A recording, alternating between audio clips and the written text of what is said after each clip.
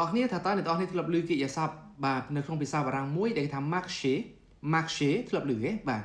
អញ្ចឹងតើតោងជាមួយនឹង marcher ថាតើវាមានអត្ថន័យយ៉ាងម៉េចបាទអញ្ចឹងនៅក្នុងវីដេអូនេះដែរអ្នកនរគ្នាខ្ញុំនឹងមកចែករំលែកបាទកិរិយាសព្ទមួយហ្នឹងចែករំលែកជូនអ្នកនរគ្នាដោយសារតែវាមានអត្ថន័យការប្រើប្រាស់ហ្នឹងពី3ដែរក្នុងផ្នែកហ្នឹងណាបាទអញ្ចឹងអត្ថន័យទី1របស់កិរិយាសព្ទ marcher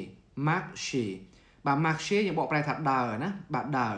អញ្ចឹងខ្ញុំឧទាហរណ៍ខ្ញុំថាម៉េចបាទ je marche tous les matins អញ្ចឹងមានន័យថាខ្ញុំដើររៀងរាល់ព្រឹកបាទអញ្ចឹងព្រឹកឡើងដើរបាទទៅនេះទៅនោះអីចឹងណានៅត្រង់ផ្នែកហ្នឹងបាទដល់ពេលអត្ថន័យទី2អ្នកទាំងអស់គ្នា marcher បាទអញ្ចឹងវាមានអត្ថន័យស្មើជាមួយនឹងកិរិយាសព្ទមួយគឺ fonctionner មានន័យថាដំណើរការបាទអញ្ចឹងដូចឧទាហរណ៍ថាក្នុងករណីខ្ញុំទិញទូរស័ព្ទមកមួយអញ្ចឹងណាវាដំណើរការបានល្អចុចទៅវា smooth ល្អណាបាទអញ្ចឹងគឺខ្ញុំអាចប្រើ clear បាទ ce téléphone marche bien បាទអញ្ចឹងមានន័យថាទូរស័ព្ទហ្នឹងវាដំណើរការល្អបាទមើលទៅវា smooth ល្អនៅត្រង់ផ្នែកហ្នឹងណាបាទឬមួយក៏ខ្ញុំអាចដាក់ជានៅក្នុង clear បាទបដិសេធអ្នកទាំងអស់គ្នាដោយឧទាហរណ៍ថាបាទធ្វើការធ្វើអីអត់កើតអ៊ីនធឺណិតបាទវាអត់ដើរអីចឹងណាបាទអញ្ចឹងខ្ញុំអាចដាក់ le wifi ne marche pas bien aujourd'hui បាទអញ្ចឹងមានន័យថា Wi-Fi ថ្ងៃនេះអត់ដើរល្អទេបាទវាដើរអត់ smooth ណាបាទអញ្ចឹងយើងក៏អាចយកវាទៅប្រើនៅក្នុងទម្រង់បដិសេធបានដែរត្រង់ផ្នែកហ្នឹងបាទ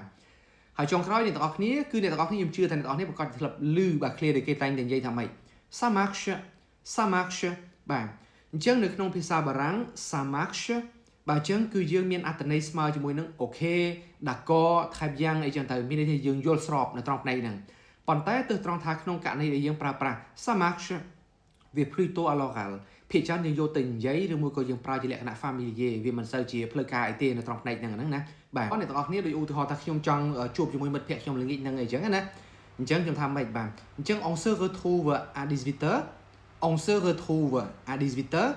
បាទអញ្ចឹងខ្ញុំថាពួកយើងជួបគ្នាពេលល្ងាចម៉ោង6ហ៎ជួបគ្នាម៉ោង6ហ៎អញ្ចឹងបើសិនជាក្នុងករណីមិត្តភក្តិខ្ញុំគេអូខេគេថាម៉េច ça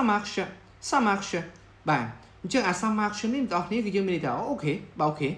បាទអញ្ចឹងតាកតងជាមួយនឹងកន្លែងចំណុចត្រង់នេះបាទយើងមានន័យថាយល់ព្រមត្រង់ហ្នឹងបាទអញ្ចឹង ça marche c'est OK បាទអញ្ចឹងចំពោះវីដេអូនេះមានតែប៉ុណ្្នឹងអ្នកទាំងអស់គ្នាជួបគ្នានៅវីដេអូក្រោយទៀត Merci au revoir